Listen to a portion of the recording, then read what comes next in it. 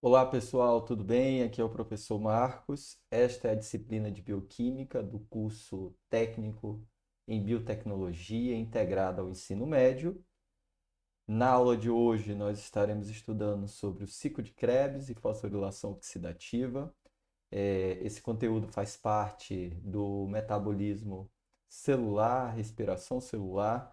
Estudamos na aula anterior sobre a glicólise e agora continuaremos com o destino do piruvato no ciclo de Krebs e o destino das NAD e FAD lá na fosforilação oxidativa, tá bom? A aula de número 11 está na apostila dos senhores e senhoras.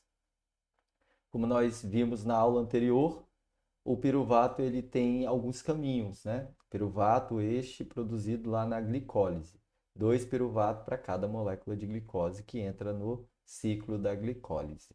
Então esse piruvato ele pode ir para fases anaeróbicas, que explicaremos no final, ou pode seguir a fase aeróbica entrando lá no ciclo de Krebs. É isso que estudaremos agora.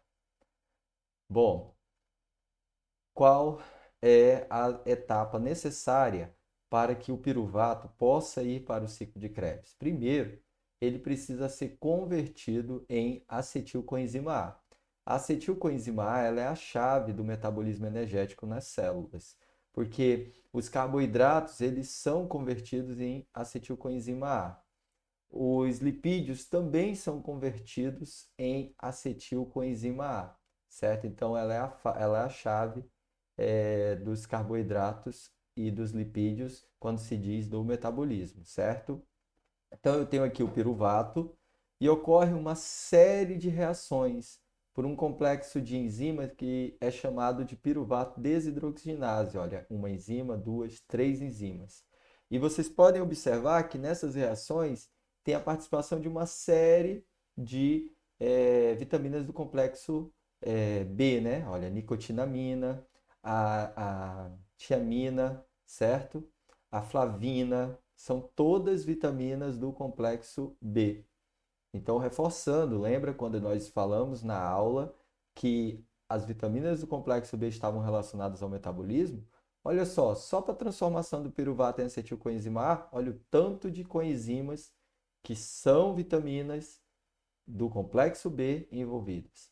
Então, entra piruvato e coenzima A e sai acetil-CoA. E há também a produção na reação da primeira molécula de CO2.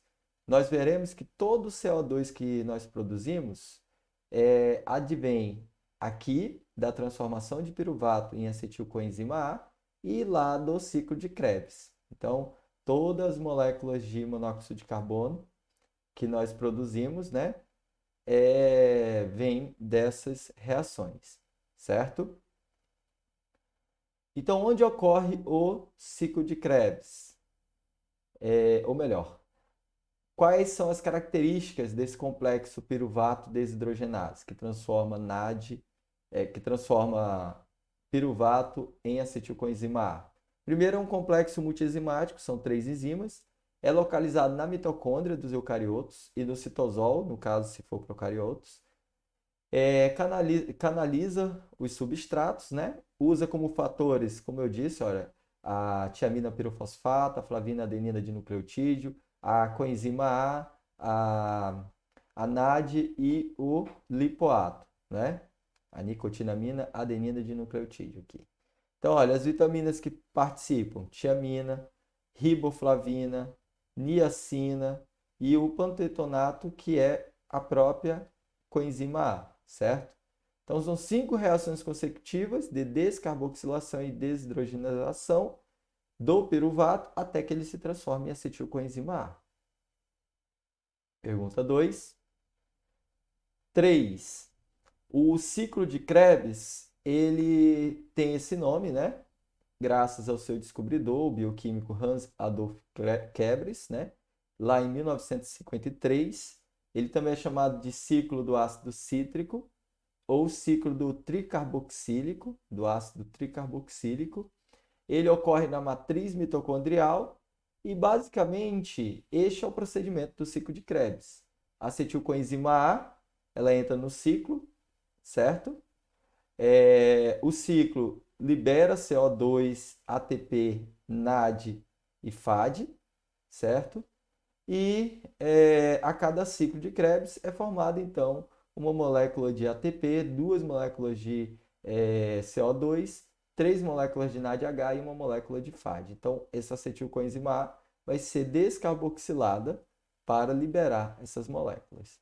Todo gás carbônico liberado na respiração provém da formação do acetil-CoA e do ciclo de Krebs, como eu disse agora há pouco. Esse aqui é o famoso ciclo de Krebs. Parece muito difícil, vamos tentar simplificar aqui, certo? A primeira coisa que você deve entender é que isso aqui é um ciclo. Então, você vai ver que o produto final do ciclo na reação 8 já é um substrato para reiniciar o ciclo. Calma lá que você vai ver. Então, a acetilcoenzima A foi produzida a partir do piruvato, lá na mitocôndria. Isso aqui está ocorrendo dentro da mitocôndria, na região que nós chamamos de matriz mitocondrial. Então, a acetil-CoA está aqui, certo? E aí, ocorre a junção do oxalacetato com a acetil-CoA. Quem faz isso é a enzima chamada citrato sintase e é a primeira reação, que é uma reação de condensação.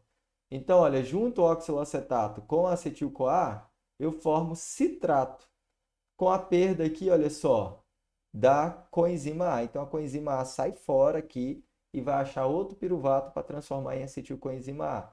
Certo? Então, ó, oxalacetato se liga a acetilcoenzima A, formando citrato com a perda da coenzima A. Tá vendo? Está saindo fora para, quem sabe, reagir com outro piruvato. É uma reação de condensação.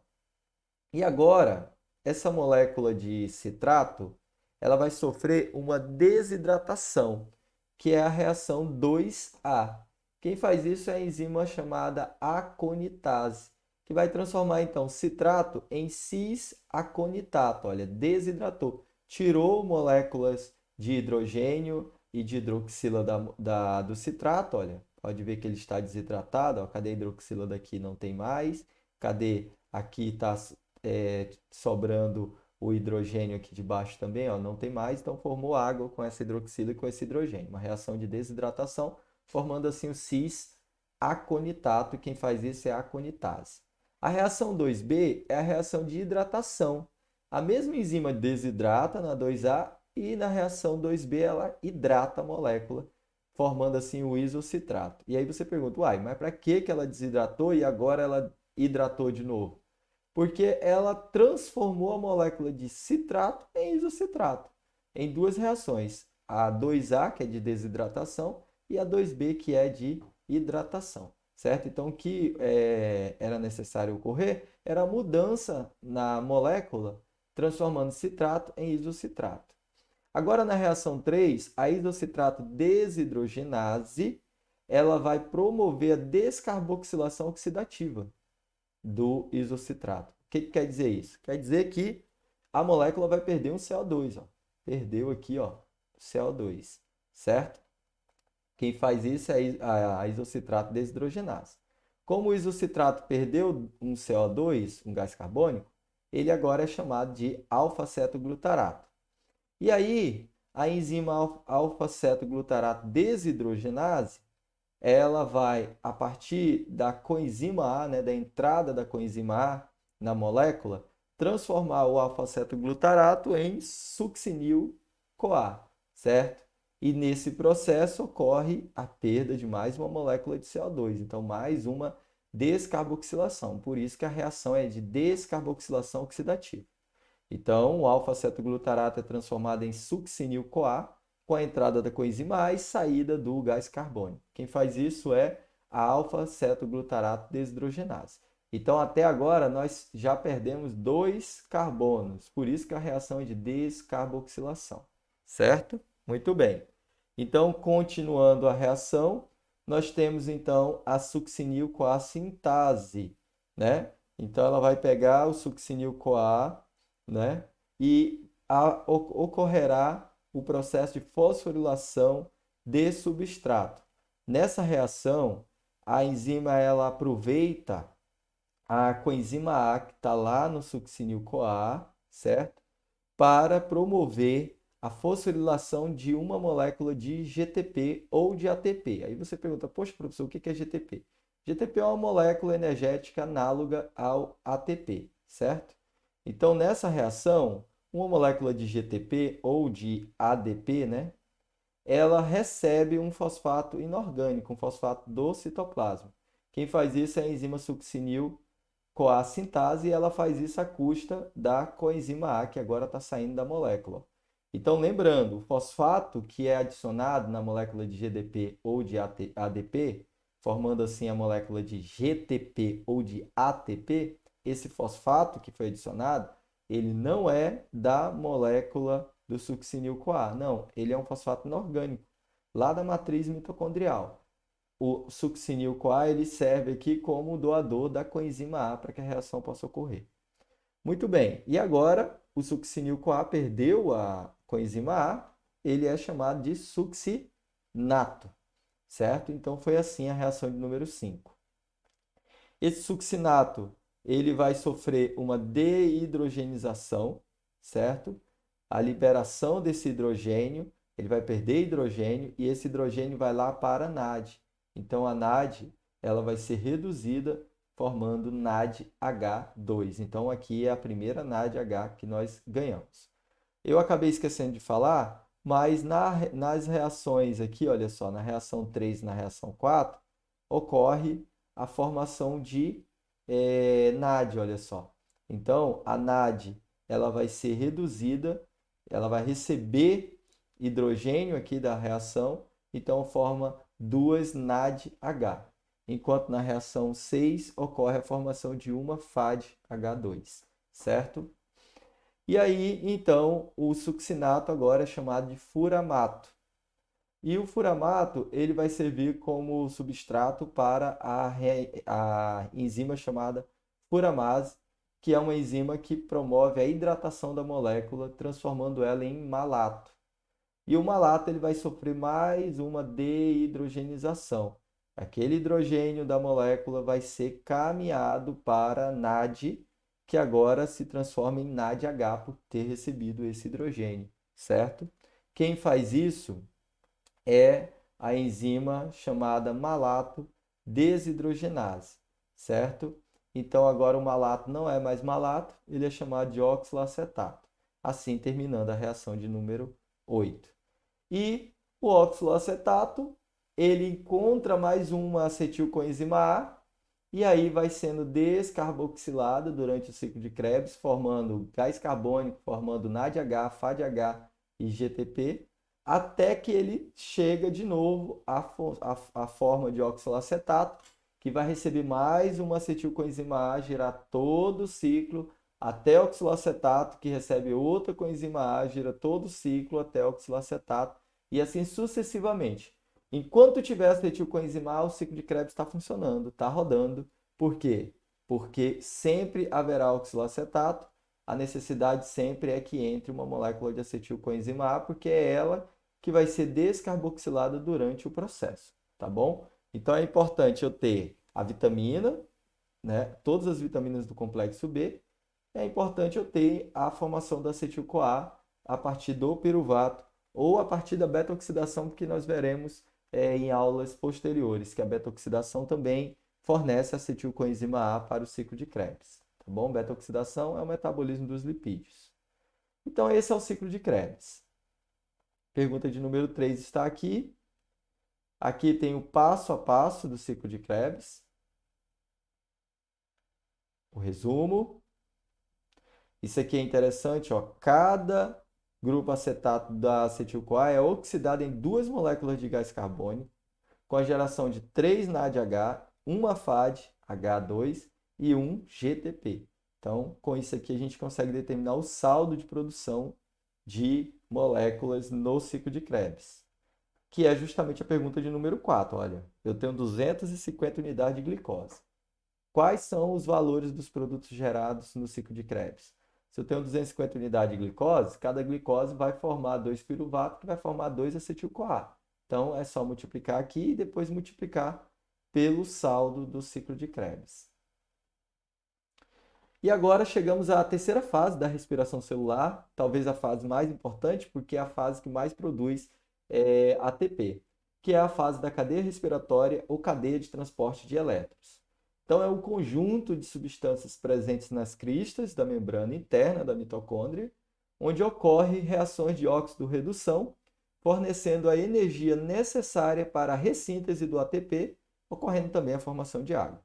Então, é composta por 4 complexos proteicos, de 1 a 4, duas moléculas conectoras móveis, chamada coenzima Q-ubiquinona, e o citocromo C.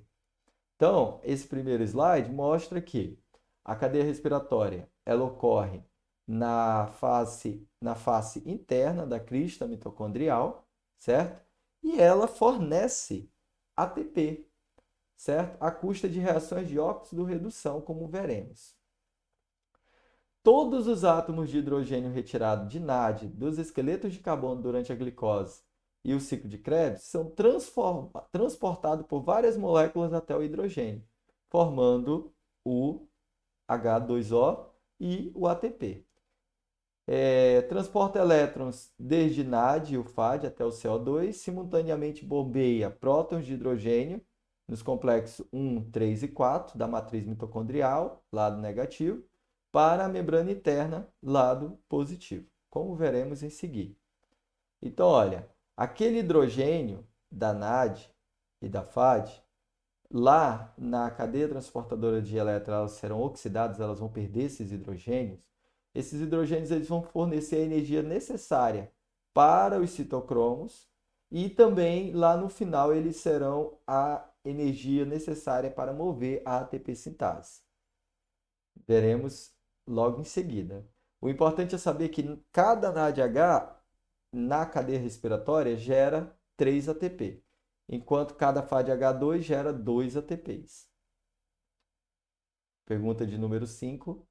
E agora, para explicar como funciona, novamente, a função é produzir ATP, o local é a crista mitocondrial, o procedimento é a fosforilação oxidativa, certo? Que é essa transferência de hidrogênio pelos citocromos, formando ATP e tendo como aceptor final desses hidrogênios o oxigênio e a formação de água. O rendimento energético para cada molécula de glicose é de 36 a 38 moléculas de ATP. Bom, então olha só, aqui está de forma bem resumida como ocorre a cadeia respiratória ou a cadeia transportadora de elétrons. Então essa daqui é a teoria quimiosmótica proposta lá por Peter Milcher lá em 1961. Nós estamos vendo aqui, ó, a mitocôndria. E essa membrana aqui é a membrana interna da mitocôndria. Vocês sabem que as mitocôndrias têm duas membranas, uma que reveste ela por fora e uma que é interna a essa membrana e é cheia de invaginações, olha só, ela é toda dobradinha, tá vendo? Então essa membrana interna tem duas faces, a face interior e a face exterior. Então aqui é o espaço entre as duas membranas e aqui é o espaço entre a última membrana interna e o citoplasma da mitocôndria, né? Muito bem. Ou matriz mitocondrial para ficar melhor. Então, aquele NAD, aquele FAD, produzido lá no ciclo de Krebs, produzido na glicólise, também produzido na beta-oxidação, ele vem para cá, certo? Por quê? Lembrando que lá na beta-oxidação, esse NAD-FAD, ele é produto lá da quebra da acetilcoenzima A produzida na beta-oxidação. Então, todo esse NAD e esse FAD, que vem dos outros ciclos, eles são utilizados aqui na cadeia respiratória. Como? Então, esse NAD e esse FAD está dentro, né, da matriz mitocondrial, né, já que eles foram produzidos principalmente no ciclo de Krebs aqui e tal. Os do citoplasma já vieram para cá também, né? E agora eles serão oxidados, eles perderão esse hidrogênio. Então, o citocromo 1, chamado de NADQ óxido redutase, é uma molécula, olha, são enzimas que estão no espaço entre as membranas. Melhor dizendo, são transportadores em espaço entre membrana. Então, eu tenho o citocromo 1, que é esse aqui, que é a óxido redutase, citocromo 3, que está aqui, ó, também citocromo C, óxido redutase, o nome dele, e o citocromo 4, que é o citocromo C, óxido redutase. Então, olha, a NAD, ela vai perder o seu hidrogênio e esse hidrogênio, ele vai ser bombeado pela óxido redutase para o espaço entre as membranas. Então, o citocromo 1, que é o NADQ óxido redutase, ele tira esse hidrogênio da NAD, bombeia para o espaço entre membrana. E a energia dessa liberação desse hidrogênio é suficiente, olha, para essa molécula aqui, que é uma molécula conectora, uma enzima, uma proteína conectora, que é a ubiquinona Q, chega aqui no citocromo C, e esse citocromo C, olha só, também vai remover hidrogênio, só que agora da FAD, e jogar para fora. E a energia liberada por essa remoção caminha para o citocromo C, que vai mover também o citocromo 4, que também vai jogar hidrogênio para o espaço entre membranas. Então, o que vocês estão vendo? Vocês estão vendo que os diferentes citocromos, eles estão removendo o hidrogênio de NAD e jogando para o espaço entre as membranas, certo? E a energia dessa remoção é que move essas moléculas, para que elas possam fazer isso, que move esses transportadores, certo? Então, o que nós temos agora é as NAD todas oxidadas, tá vendo? Olha, sem o hidrogênio, certo? E uma quantidade muito grande de hidrogênio entre as duas membranas. Então, agora nós temos uma mudança de potencial, porque nós temos muito oxigênio, perdão, né? Muitos hidrogênios no espaço entre as membranas e pouco hidrogênio dentro da matriz mitocondrial. Então, esse hidrogênio que está no espaço entre a membrana precisa voltar. E como que ele volta para dentro da matriz mitocondrial? Ele volta por um canal aqui nesse complexo enzimático chamado ATP sintase ou sintase do ATP, que é um complexo multienzimático com várias unidades, melhor dizendo, e o hidrogênio, para voltar para dentro da matriz, ele precisa passar por dentro desse complexo. E quando ele passa por dentro desse complexo, ele move esse complexo, ele é a energia necessária para mover o complexo, formando ATP. Então, esse complexo ele pega o ADP, que é a bateria descarregada, né? O fosfato inorgânico, que está no citoplasma, juntos os dois formando o ATP. Isso dentro da matriz mitocondrial.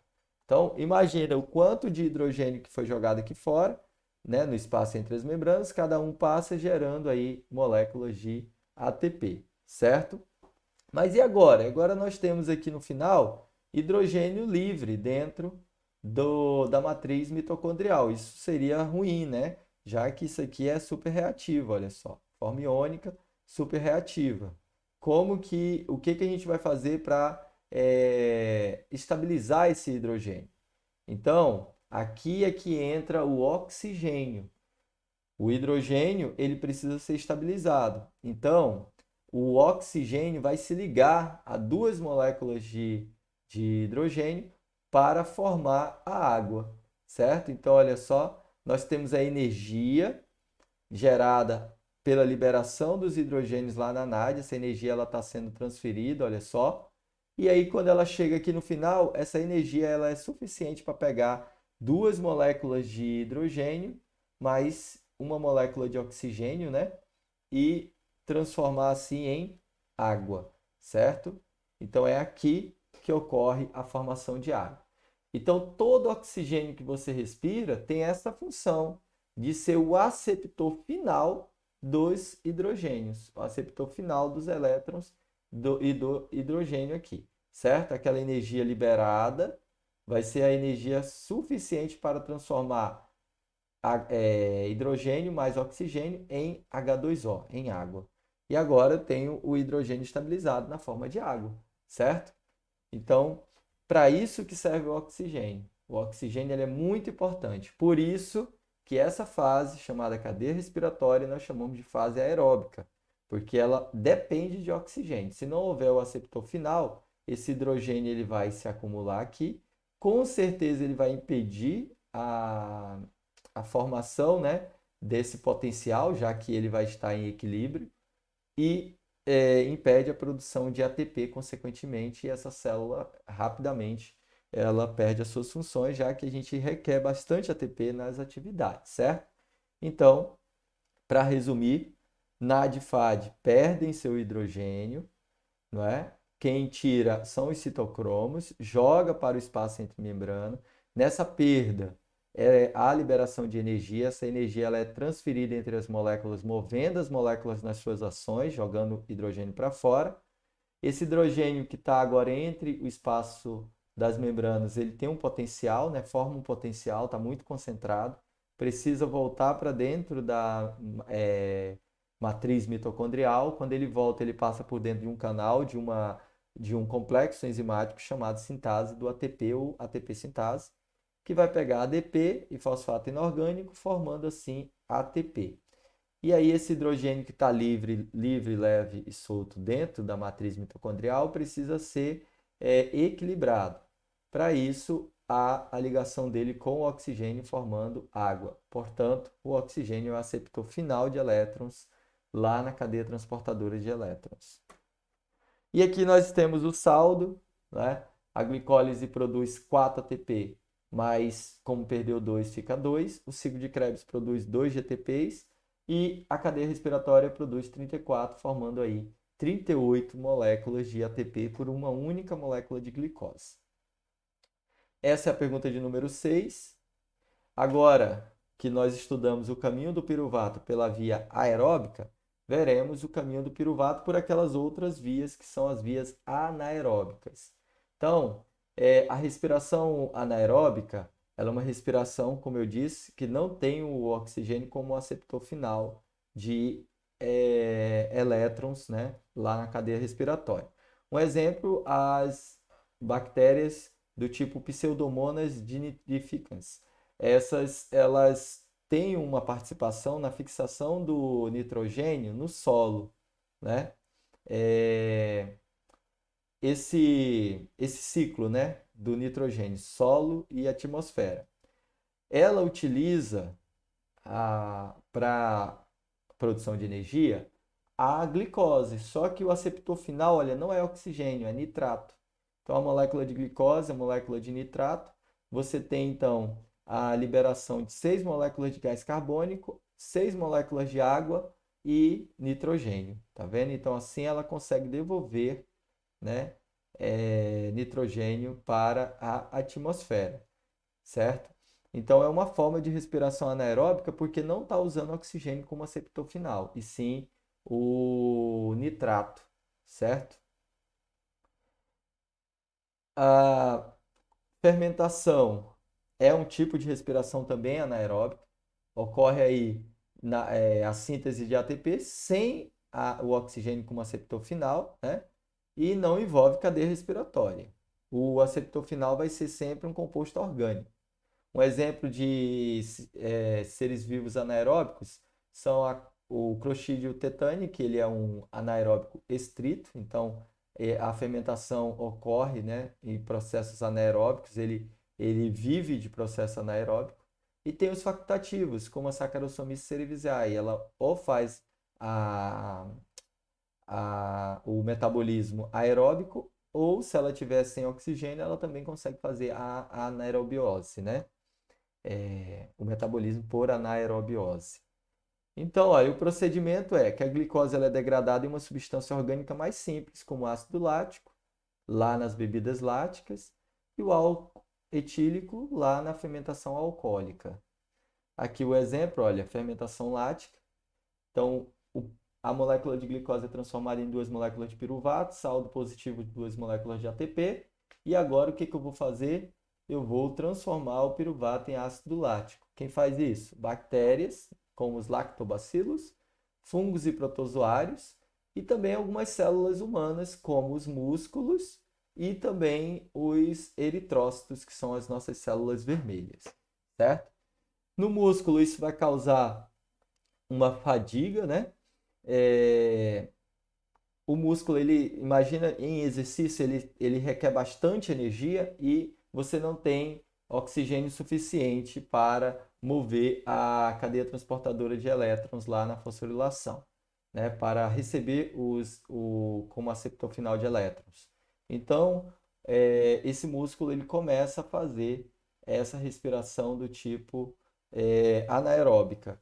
Só que vai acumular piruvato na forma de ácido lático e esse ácido lático ele pode causar cãibras, ele causa acidose venosa, né? Causa alteração no pH sanguíneo, então não é muito benéfico, né? O ideal é que você respire bastante. Por isso que o exercício é exercício aeróbico, tem que fazer com a boca aberta, tem que respirar, né? Os lactobacilos, como eu disse, né, estão aí produzindo leite fermentado, iogurte, coalhadas. Aqui a fermentação lática, piruvato sendo transformado em ácido lático. Fermentação alcoólica, né, o piruvato sendo transformado em álcool etílico e gás carbônico. Exemplo, a Saccharomyces cerevisiae produz aí a bebida, né, como álcool ou cerveja, e o levedo que produz o pão, né? Então, o pão ele incha porque está ocorrendo esse tipo de fermentação. Como é que é feito o pão? Você pega lá o levedo, coloca junto com a massa, fecha, né, a massa e deixa em um ambiente fechado e com temperatura, né, próximo aí de 36, 37 graus. Quando você vai ver, a massa inchou. O que é aquele inchado? É o levedo quebrando as moléculas de glicose que tem ali na massa e liberando gás carbônico, né? Libera álcool e gás carbônico. O álcool fica retido na massa, mas o gás carbônico ele precisa sair.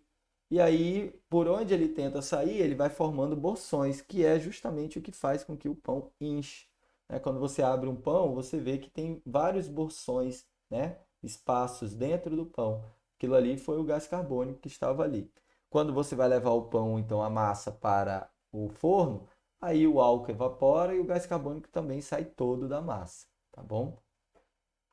Aqui é a fermentação alcoólica e aqui o resumo dos tipos de fermentação: a lática, a alcoólica, a acética também, né? Possível produzir ácido acético a partir de glicose, e a respiração aeróbica. Pergunta de número 7. E as nossas referências. Muito obrigado por ter participado da aula até aqui e nos vemos no nosso próximo encontro. Valeu!